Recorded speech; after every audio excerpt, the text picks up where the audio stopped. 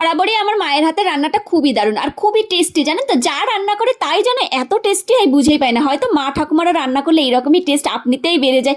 আর আমার যতটুকু শেখা ততটুকু মায়ের কাছ থেকে। আর শীতকালে না মা একটা ডিম টোস্ট করে দিত, সেটা এত টেস্টি হতো।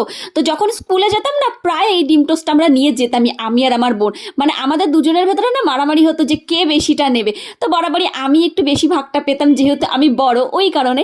আর বোন অল্প নিলেও বোন খুব একটা বেশি ঝামেলা করতো না, কিন্তু আমি না খুব ঝামেলা করতাম। আর মাঝখানে না আমি না দীঘা গেছিলাম, তো কোলাঘাট বলে একটা জায়গা আছে, ওই জায়গাটা গাড়িটা একটু থামিয়েছিলাম, তো সেখানেও না এরকম একটা ডিম টোস্ট খেয়েছিলাম। তো তারপর থেকে না ডিম টোস্টের প্রতি নেশাটা আরও বেড়ে গেছে। তো তাই ঝটপট এরকম একটা ডিম টোস্ট করে ফেললাম, আর ওপর থেকে না একটুখানি পেঁয়াজ কুচি আর পেঁয়াজ পাতা দিয়েছি, আর এখানে স্লাইস করা সেদ্ধ ডিম দিয়েছি, ওপর থেকে চাট মশলা আর একটুখানি টমেটো কেচাপ দিয়েছি।